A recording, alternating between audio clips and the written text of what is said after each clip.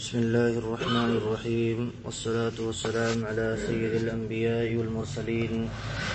نبينا محمد وآله وصحبه أجمعين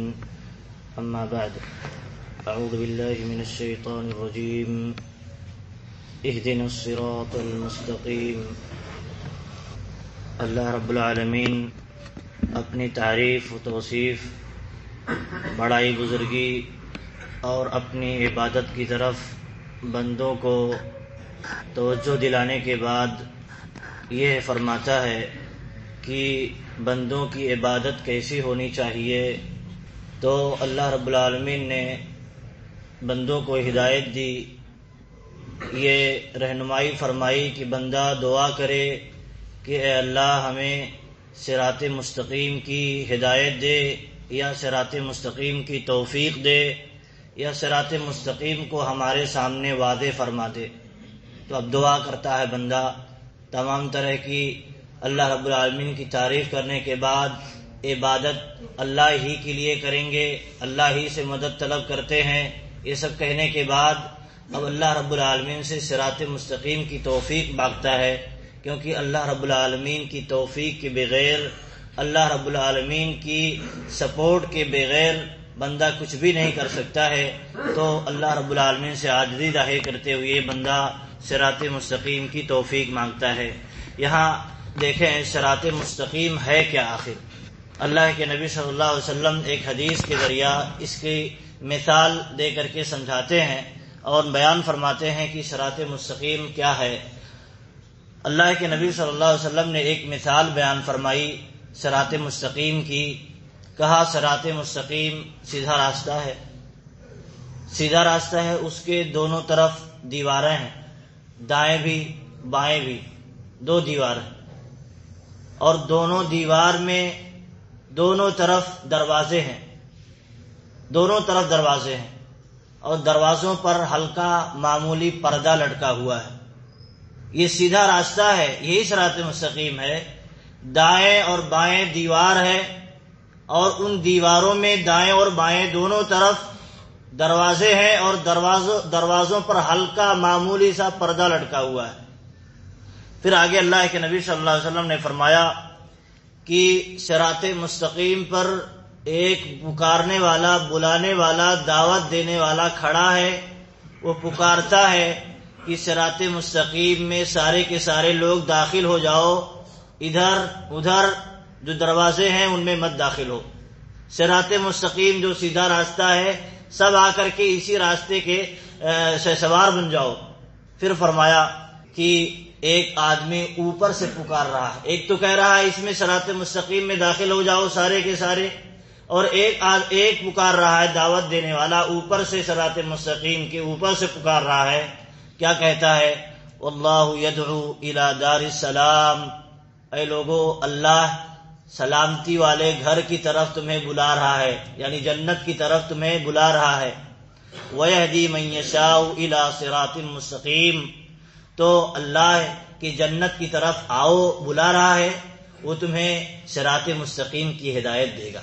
جنت پانا ہے تو جنت والے کام کرنے ہوں گے تو تمہیں اللہ رب العالمین صراط مستقیم کی ہدایت دے گا، صراط مستقیم کے ذریعہ جنت ملے گی۔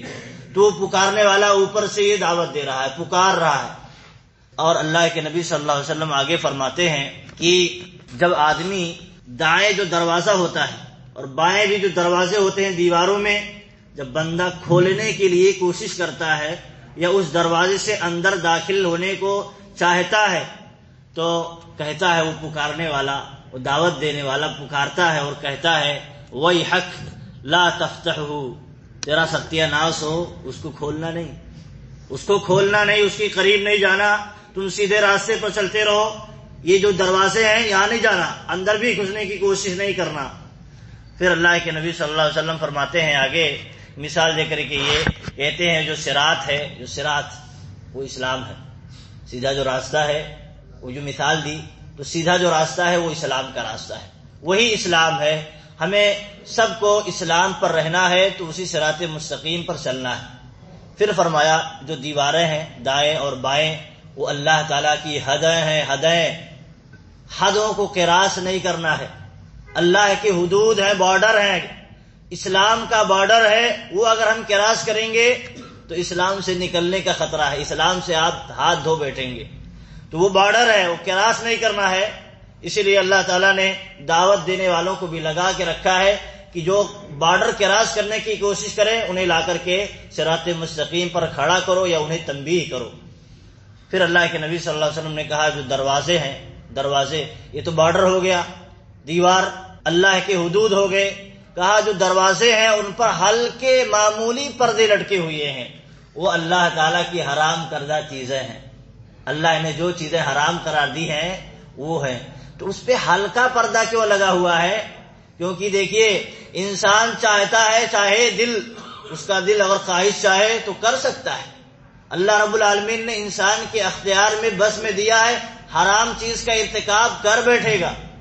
لیکن کیا ہے اگر اسے اسلام کی فکر ہوگی، دین کی فکر ہوگی، اللہ کے ہدایت پر چلنے کی فکر ہوگی تو اس کا ارتکاب نہیں کرے گا، اگرچہ وہ بہت ہلکا ہے اس کے نزدیک عمل کرنے کے اعتبار سے، لیکن اس کے قریب تک نہیں جائے گا۔ کیوں؟ وہ اگر داخل ہوگا تو اسلام کے دائرے سے باہر ہونے کا اسے خطرہ ہے،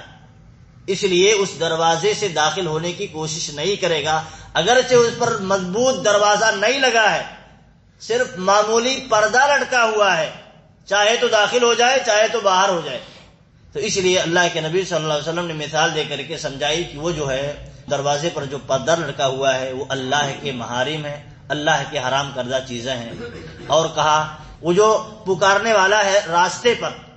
پر کھڑا ہو کر کے، صراط مستقیم پر کھڑا ہو کر کے جو پکار رہا ہے وہ اللہ رب العالمین کی کتاب قرآن کریم ہے، لوگوں کو دعوت دے رہی ہے کہ دیکھیے لوگوں تم اسی راستے پر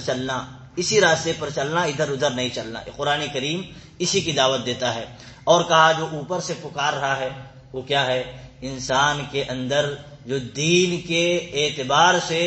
جو ماحول پیدا ہوتا ہے، جو دین اور ایمان اس کے دل میں جاگزی ہو جاتا ہے تو انسان کا دل جھنجھوڑتا ہے، اسے جھنجھوڑتا ہے، کیا جھنجھوڑتا ہے کہ ہمیں جنت کی طرف جانا ہے، ان راستوں پر نہیں چلنا ہے۔ تو اسی لیے اللہ کے نبی صلی اللہ علیہ وسلم سے ایک صحابی نے پوچھا، اے اللہ کے نبی صلی اللہ علیہ وسلم ایمان کیا ہے؟ ہم پہچانے کیسے کہ ہمارے دلوں میں ایمان ہے یا نہیں ہے؟ تو اللہ کے نبی صلی اللہ علیہ وسلم نے بیان فرمایا کہ دیکھو اگر تمہارا دل برائیوں سے نفرت کرتا ہو تو سمجھ لو تمہارے اندر ایمان ہے، اچھائی کرتا ہے تو خوش ہوتا ہے تو سمجھ لو ایمان ہے، برائی کرتا ہے، کھٹکتا ہے، بے چین ہوتا ہے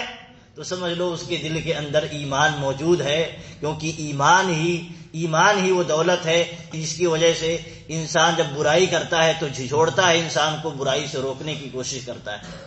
تو یہ دیکھیے اللہ کے نبی صلی اللہ علیہ وسلم نے مثال دے کر کے بیان فرمایا کہ صراط مستقیم کیا ہے؟ یہاں اسلام ہے، صراط مستقیم سے مراد اسلام ہے، اور صحابہ کرام نے بھی اس کی تفسیر بہت ساری کی ہے، لیکن اصل کیا ہے؟ بہت ساری تفسیریں تو ہیں، اس میں کوئی قرآن کہتا ہے، کوئی سنت کہتا ہے، کوئی کہتا ہے دین ہے، لیکن آپ دیکھیں سارے کے سارے معنی ایک ہی ہیں۔ آپ کہیں اسلام،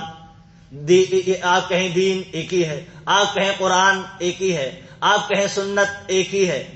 سارے کے سارے الگ الگ الفاظ میں صحابہ کرام نے، مفسرین کرام نے تفسیر کی، لیکن سارے کے سارے معنی ایک ہی ہیں۔ اسی لیے اس کو کہتے ہیں تفسیر تنوع، اس کو کہتے ہیں، یعنی الفاظ کی تفسیر کی جاتی ہے الگ الگ الفاظ میں لیکن سارے کا معنی ایک ہے۔ تو یہ اختلاف نہیں، اختلاف تنوع کہتے ہیں اس کو، یہ اختلاف نہیں، الگ الگ اعتبار سے سمجھانے کا انداز ہے، اپنے الفاظ میں اس کو بیان کرنے کا انداز ہے، یہ اختلاف نہیں ہے۔ لیکن اگر اختلاف یہ ہوگا کہ اس کے اپوزٹ کوئی چیز بیان کر دی جائے تو وہ اختلاف تضاد ہوگا، وہ اختلاف مقبول نہیں ہے۔ تو آپ دیکھیں یہ صراط مستقیم ہے، اسی صراط مستقیم کی اللہ رب العالمین ہمیں ہدایت کی ہمیں دعا مانگنے کی تلقین کرتا ہے کہ ہم بار بار اللہ رب العالمین سے یہ دعا کرتے رہیں، اے اللہ تو ہمیں صراط مستقیم کی توفیق دے۔ صلی اللہ علی نبینا محمد وآلہ وصحبہ اجمعین۔